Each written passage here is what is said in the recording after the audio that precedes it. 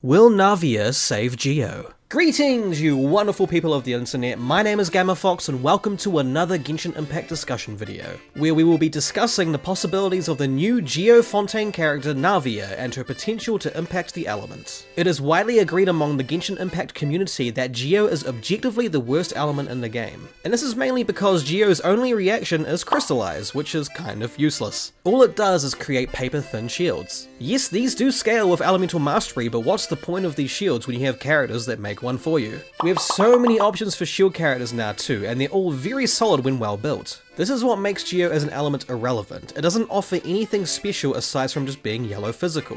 Now Navia is the demoiselle, the new lovely lady of Fontaine who's confirmed to be a Geo character. And Navia is going to be the first Geo character ever since Yunjin, who was released way back in January of 2022.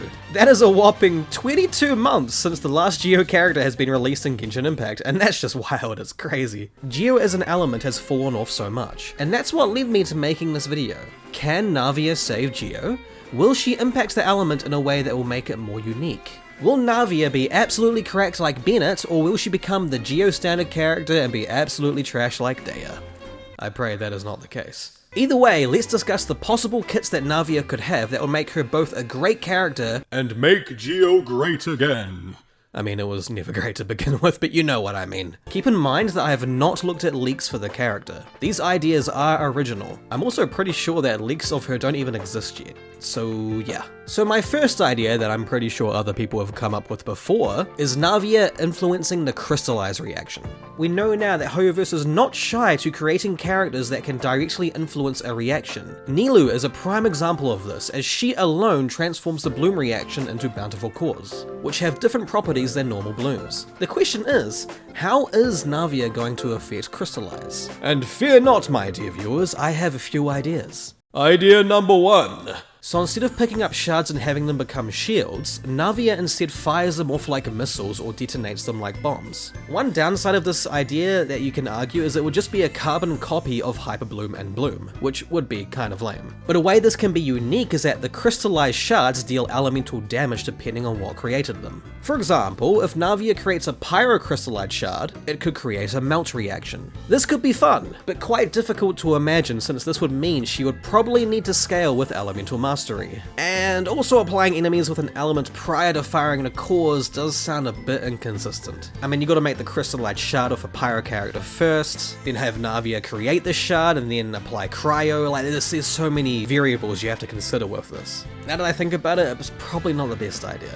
But it could be fun, and that's all that matters. Idea number 2. Instead of making shards offensive, Navia could give huge buffs of them instead. Let's say that when someone picks up a shard created by Navia, on top of giving them a shield, it also buffs their stats. Now there is an artifact set that increases elemental damage depending on the shard created, so let's make it a bit more interesting. Navia boosts crit rate and crit damage.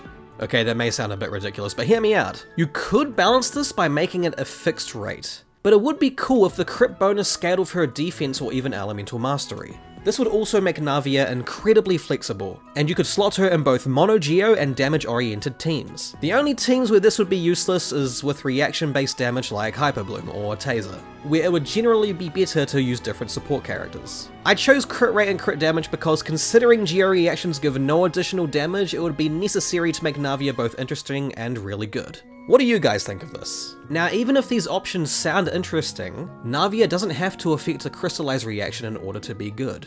Idea number 3. Navia could be a universal damage buffer. Like how Yunjin increases normal attack damage based on her defense, because she's a Geo character, Navia could boost specific damage based on her defense. My idea is that she could boost elemental skill and or elemental burst damage. Now, the only character off the top of my head that increases elemental burst damage is Raiden Shogun, but we don't have a character that increases charge attack damage or elemental skill damage yet. So Navia boosting skill or charge attack damage would make her very unique, but also more niche. Best case scenario, she boosts both skill and burst, but you could argue that might be a little bit overkill. I mean, if you're like me and you want her to be absolutely correct, then I am down for that. Either way, guys, those are my ideas for Navia's kit. Do you agree with any of them? Do you have your own ideas? Let us all know down in the comments below. Now, Navia is the first Geo character in a very long time. She is adored by the fanbase and is focused a lot in the Archon quest. She clearly is a favourite among the community, so here's hoping that reflects in her kit. And surely Hoyoverse won't make the same mistake they did with Deo, right? I mean, come on, none of us want that. I'm going to pray Navia isn't a standard character because that alone is probably going to ruin her chances. And considering we don't currently have a 5-star Geo character in the standard banner, it's a possibility. Anyways, let me know what you guys think in the comments below and I'll see you all in the next one.